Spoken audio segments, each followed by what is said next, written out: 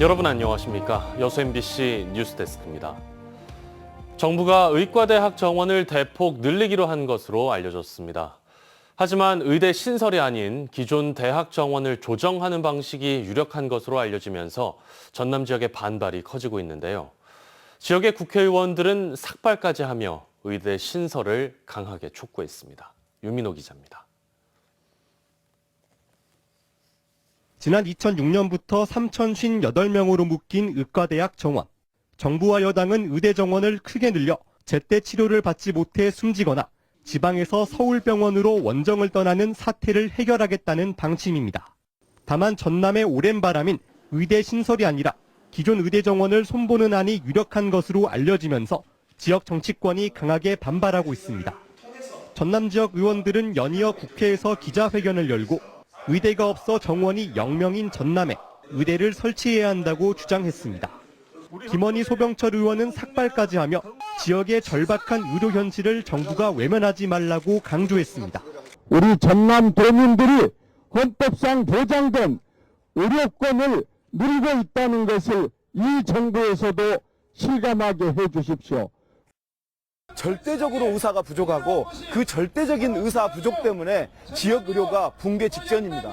이 붕괴 직전의 전남 의료를 극복하기 위해서는 전남만의 독자적인 의료 인력 양성 체계를 구축해야 되고, 노후 산단이 많아 산업재해 위험이 크고 섬이 많은 지역 특성상 공공성을 확보한 국립의대 설립을 더는 미룰 수 없다는 겁니다. 전남도의회와 지역대학 관계자도 이곳 용산 대통령실 앞을 찾아 상경 집회를 열고 의대 신설의 필요성을 알렸습니다. 국립의대 신설하여 의료격차 해소하라.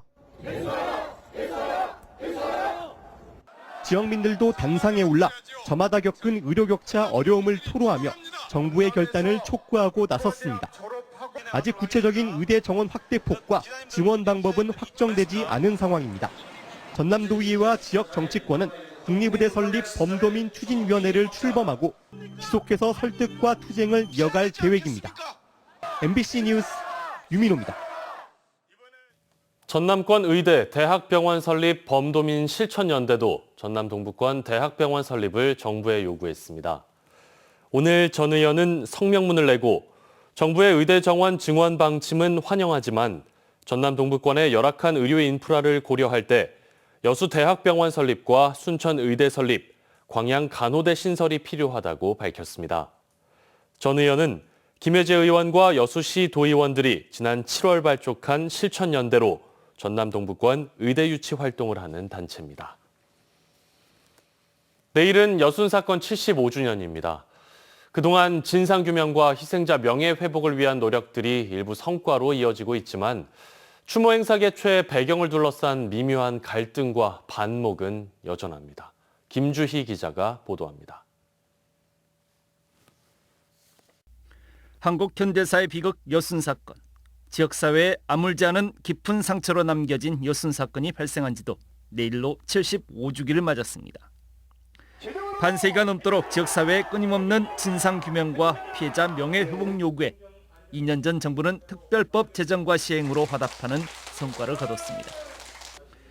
하지만 이 같은 성과의 이면에는 갈등과 반목의 징후들도 감지되고 있습니다. 정부는 내일 여순 사건 75주기 합동 추념식을 공문화회관 광장에서 개최할 계획입니다. 이 행사에는 정부 대표와 유족 등 500여 명이 참여하게 됩니다. 자체적으로 아직 초창기다 보니까 고흥유족회가 다른 유족회에 비해서 조금 추모 행사라든지 이런 것이 조금 미약한 부분이 좀 있었습니다. 근데 합동 추념식을 계기로 해서 앞으로 고흥유족회도 활성화가 될 것으로 기대됩니다.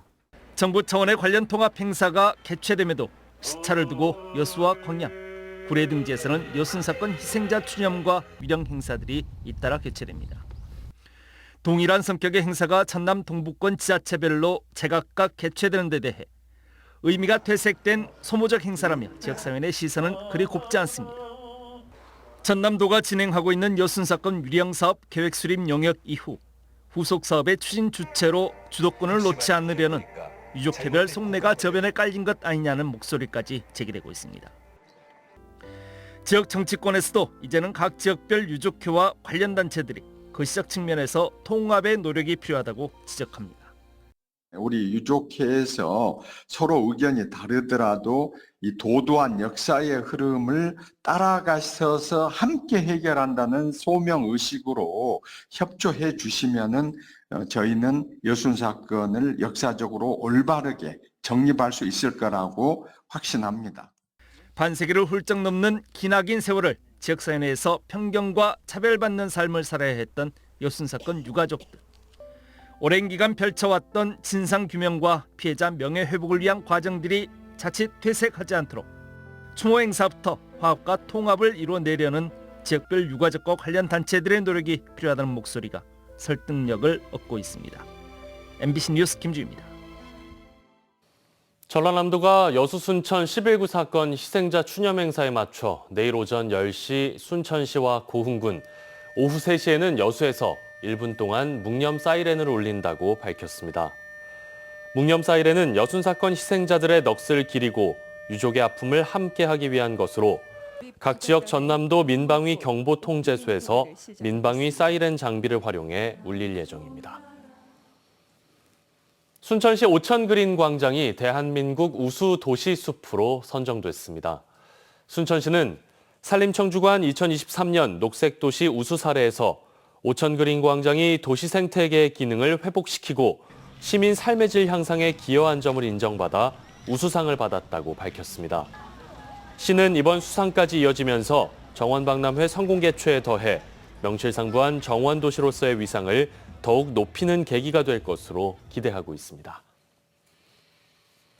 전남도청 각 부서들은 매년 민간단체들에게 보조금을 지원하고 있습니다. 그런데 이 보조금이 술을 사는 데 쓰이거나 장학금으로 지급되는 등 부적정하게 사용된 사실이 전라남도 감사에서 드러났습니다.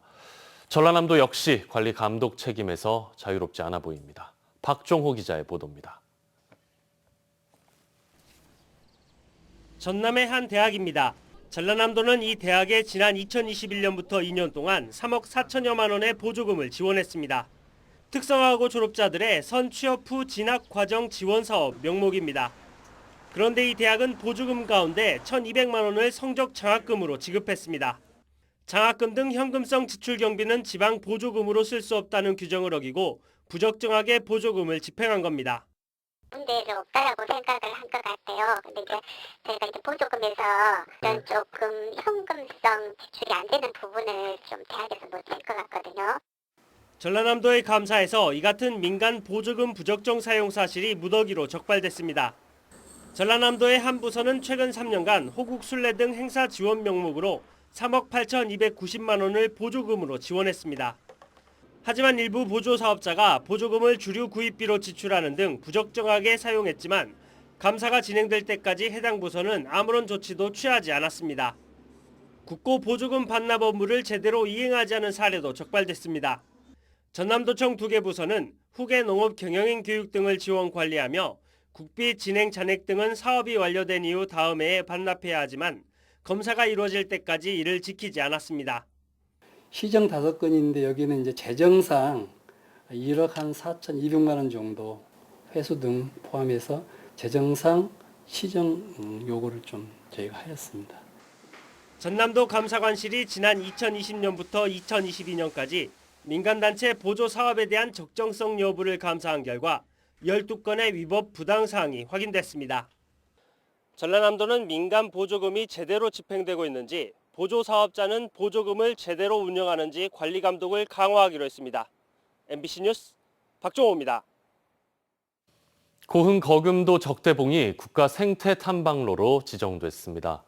이에 따라 고흥 거금도 적대봉에는 내년부터 2026년까지 국비 등 50억 원이 투입돼 22.7km의 생태 탐방로가 조성됩니다.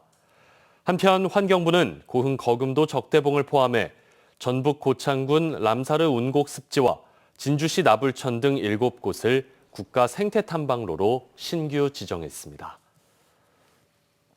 여수시가 저소득 주거 취약 가구에 새로운 보금자리를 마련해주기 위한 희망하우스 보급에 나섰습니다. 여수시는 지난 17일 LG화학 여수 VCM 공장 후원으로 돌산읍 가정위탁 세대에 희망하우스 25호 준공식을 가졌습니다. 이번 희망하우스 대상 가구는 지적장애를 가진 형제 세대로 그동안 이들은 살던 주택이 노후되고 관리가 소홀해 생활 불편을 겪어왔습니다. 희망하우스 사업은 주거 취약지구에 새 보금자리를 마련하는 민간 협력 사업이고 그동안 3억 7천만 원 후원으로 25개소가 탄생했습니다. 제104회 전국체전이 끝나가고 있습니다. 이번 전국체전에서는 특히 항저우 아시안게임 스타들이 맹활약을 펼쳤는데요. 치열한 MVP 경쟁과 쏟아지고 있는 각종 신기록들을 전해드립니다. 스마일 점퍼 우상혁 선수가 이번에는 경기도를 대표해 전국체전에 출전했습니다. 2m 21cm까지는 1차 시기에 가볍게 뛰어넘었습니다. 이어지는 2m 27cm, 1차 시기는 아쉽게 실패합니다. 하지만 오히려 높이를 더 높여서 도전했고 2m 32cm를 뛰어넘으며 대회 신기록으로 금메달을 땄습니다. 232라는 기록을 뛰어가지고 좀 기분 좋게 잘 마무리해서 기분 좋은 경기였던 것 같고요. 또 이제 많은 팬 여러분들께서 오셔주셨는데 그래도 그게 큰 힘이 됐던 것 같아요. 수영 황금 세대 선수들의 경기가 펼쳐진 목포 실내체육관에서는 MVP 레이스가 펼쳐졌습니다. 자유형 100m 결승, 황선우 선수가 막판 스퍼트를 올리며 사관왕에 올랐습니다. 역대 최초로 전국체전 3연속 MVP에 한 걸음 더 가까워졌습니다. 저도 나름 제 최선을 다하면서 레이스를 즐기면서 했고 또 이제 내일 있는 흥경까지 잘 마무리한다면은 제가 원하는 목표를 이룰 수 있지 않을까 생각이 들어요. 무거운 바벨 소리로 가득 찬 완도에서는 이번 전국체전에서 역도 종목 한국 신기록도 나왔습니다.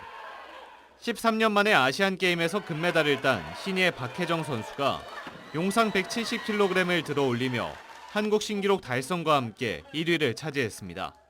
일단은 몸 상태가 좀 안 좋아서 막 집중도 안 되고 그랬었는데 그래도 좋은 기록 나와서 행복한 것 같습니다.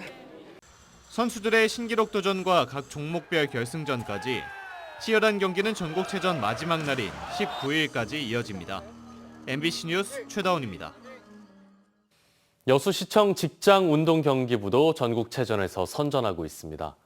제104회 전국체전이 중반부를 넘어선 가운데 여수시청 직장운동경기부는 남자 일반부 정희루 선수가 포환 던지기 1위를 차지한 데 이어 롤러팀 이혜원 선수도 스피드 1000m 종목에서 금메달을 따는 등 금메달 2개, 동메달 4개를 획득했습니다.